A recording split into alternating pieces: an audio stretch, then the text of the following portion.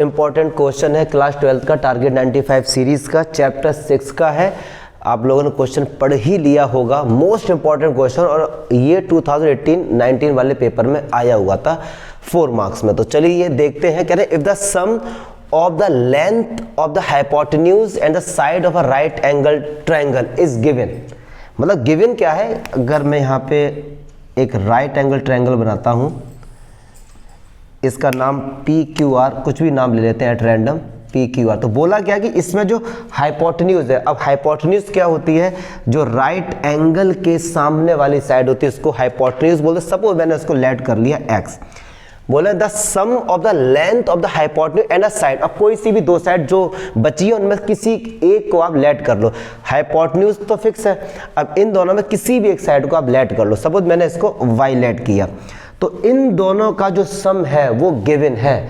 मतलब हो ये साइड कुछ भी हो, इससे फिक्स नहीं है, मतलब नहीं है, इसका जो सम है ये गिवन है। मतलब x प्लस वाई अगर बात करें तो इसका जो आंसर आएगा वो कोई ना कोई कांस्टेंट आएगा। तो x प्लस वाई का जो सम है k, उसको हम एज अ कांस्टेंट ट्रीट करेंगे, मतलब इसका जो डिफरेंशिएशन होगा वो 0 हो जाएगा। ये बात इसमें गिवन है।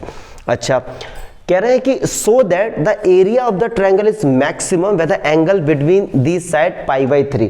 अब देखो, अगर x और y का सम 10 रखते हैं तो ऐसे इनफाइनाइट नंबर ऑफ ट्रायंगल बन जाएंगे। देखो कैसे, जैसे सपोज मैंने एक राइट एंगल ट्रायंगल ये बनाया, ये मैंने कहा ये आपकी 5 है और ये भी 5 है, तो एक राइट एंगल ट्रायंगल ये भी बन गया। अच्छा, ऐसे भी हो सकता है, ये मैंने कहा ये 7 है और ये 3 है, ये भी एक राइट एंगल ट्रायंगल बन गया। कंडीशन क्या है कि इन दोनों का जो सम है वो 10 होना चाहिए। अब ये साइड वेरी कर सकती है, तो कह रहे ऐसे इनफाइनाइट नंबर ऑफ ट्रायंगल बन जाएंगे जहां हाइपोटेन्यूज और इसका सम 10 होगा। तो उनमें से जिस ट्रायंगल का एरिया मैक्सिमम होगा उसमें इन दोनों के बीच का जो एंगल है ये वाला, वो π/3 होगा, तभी इसका एरिया मैक्सिमम होगा। ऐसा हमको प्रूव करना है।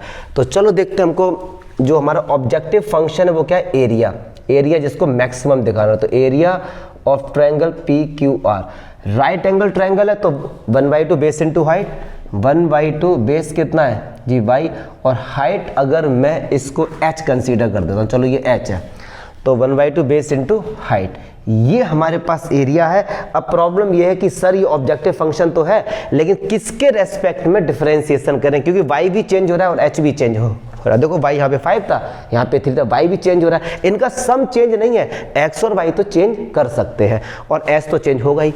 तो अब प्रॉब्लम वाली सर किसके रेस्पेक्ट में डिफरेंशिएशन करें, क्योंकि दो वेरिएबल है। तो जो ये इक्वेशन गिवन है, यहाँ से हम लोग काम करते हैं। यहाँ से मैं आपसे कहता हूँ कि y, यहाँ से y की वैल्यू अगर मैं यहाँ से निकालूँ y की वैल्यू, या फिर एक काम करो, यहाँ से हम लोग लगाएंगे पाइथागोरस थ्योरम। तो क्या होगा, इसको इक्वेशन 1 दे के छोड़ देते हैं। h² बराबर x² माइनस y²। यार ये तो पता होना चाहिए, क्लास 12 में 90 के सामने वाला हाइपोटेन्यूज का स्क्वायर h² प्लस y²। तो h² निकालेंगे तो क्या है, x² माइनस y²। तो h की वैल्यू अगर यहाँ से कंसीडर करें, h की वैल्यू तो √x² माइनस y²। तो बस ये वैल्यू उठा के यहाँ पुट करते हैं, देखते हैं। इसके बाद एरिया को a से इंडिकेट करते हैं, तो 1/2 y और ये हो गया x² माइनस y²। अभी भी same problem we are facing कि किसके रेस्पेक्ट में डिफरेंशिएट करें, x के या फिर y के। तो अब सिंपल हो जाएगा, यहाँ से आप x की वैल्यू निकाल लो या फिर y के। तो x बराबर अगर मैं वैल्यू निकालता हूँ क्या, k माइनस y, और ये जो x की वैल्यू यहाँ पुट कर दीजिए y, और देखो x² है तो x क्या होगा, k माइनस y का होल स्क्वायर और माइनस y²। अब पूरा फंक्शन हमारा y में आ गया। अब तो सिंपल है, केवल इसको डिफरेंशिएट करना है। थोड़ी सी कैलकुलेशन इसको देखते हैं। तो a = y/2। अब यहाँ पे इसका फॉर्मूला ओपन करते हैं, तो a² plus b² minus 2ab और माइनस का y²। तो ये इससे क्या हुआ, कैंसिल हो गया, और a = y/2 √k² minus 2xy। देखिए k जो है वो तो कांस्टेंट है, तो k का जो डिफरेंशिएशन होगा वो क्या होगा, 0 हो जाएगा। तो चलिए अब यहाँ पे a के रेस्पेक्ट में हम लोग y के रेस्पेक्ट में हम लोग डिफरेंशिएट करते हैं। एक चीज़ और बताऊंगा, ये जो फंक्शन मिला है इसको हमको मैक्सिमम दिखाना है।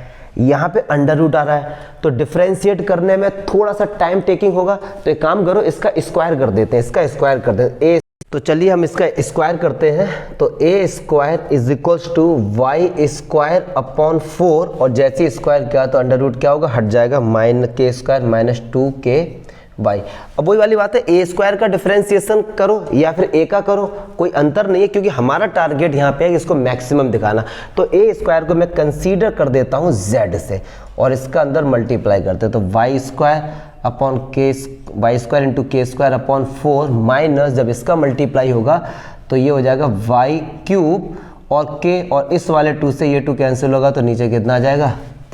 अब हम लोग डिफरेंशिएट करते हैं y के respect, D Z over D Y. तो वाई स्क्वायर है तो 2y और k स्क्वायर अपॉन 4 माइनस ये क्या होगा 3y square into k upon 2। अब कैंसिल हो रहा है तो इसको क्या, 2 बन जा 2 और 2 2 जब। अगला टारगेट क्या होता था कि डी जेड मैक्सिमा दिखाने के लिए इसको रखते हैं 0 के इक्वल, क्योंकि तभी हमको क्रिटिकल पॉइंट या एक्सट्रीम पॉइंट या टर्निंग पॉइंट हमको मिलते हैं।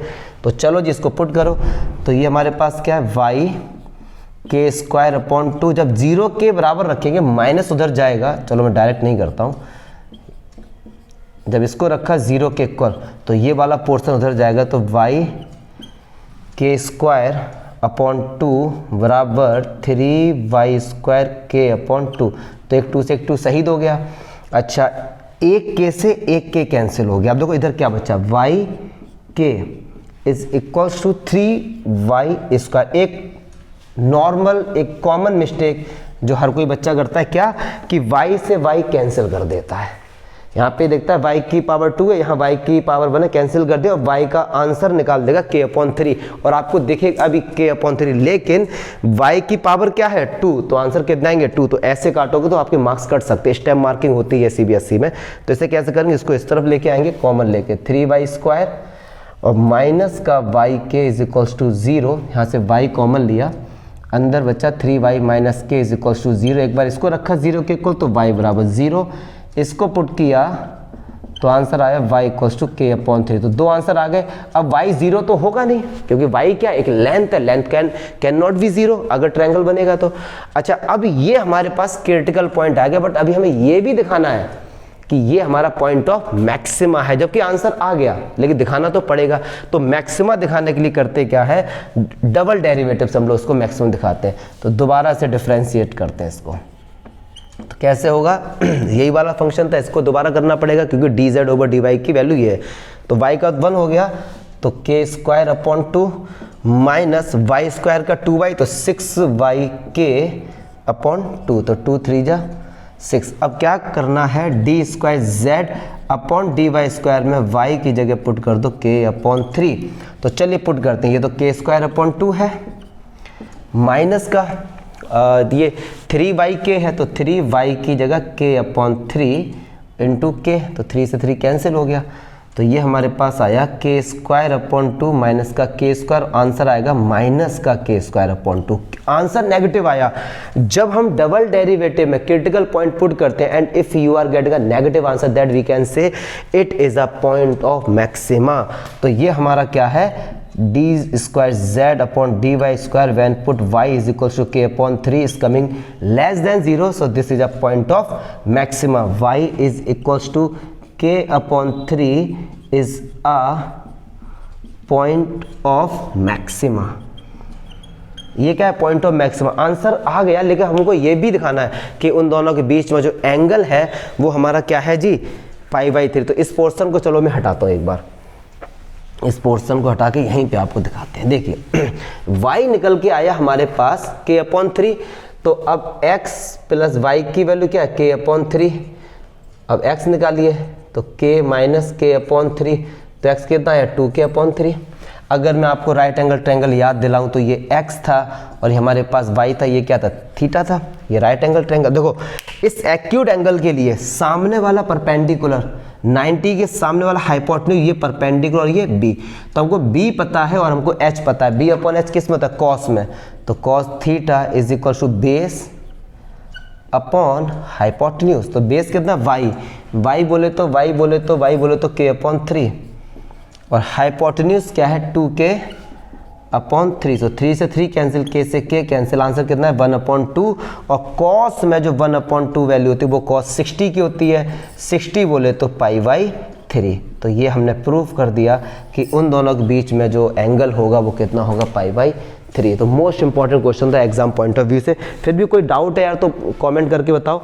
और आप लोगों के सपोर्ट से 20,000 सब्सक्राइबर भी पूरे हो चुके हैं कल। तो ये एक और रेस्पॉन्सिबिलिटी आ गई है कि अगर 20,000 बच्चे अगर इतना बिलीव है उनको कि सर ताका सर थोड़ा बहुत करा रहे हैं, तो मेरी जिम्मेदारी और ज़्यादा बढ़ जाएगी। और वैसे देखा जाए तो लोगों के कितने, हमारे तो कोई ऐसे है भी नहीं, बट जो भी हमारी 20,000 फैमिली, उनके लिए जो भी आपको किसी क्वेश्चन में कोई डाउट हो रहा है या फिर भी कि यार बात बनी नहीं, समझ नहीं आ रहा, आप कमेंट करके बताइए कि सर इस तरीके से आप और अच्छे से इम्प्रूव करिए ये चीज़। तो कोशिश है और 100% मैं उस पर काम करूँगा। ठीक है, थैंक्स फॉर वॉचिंग।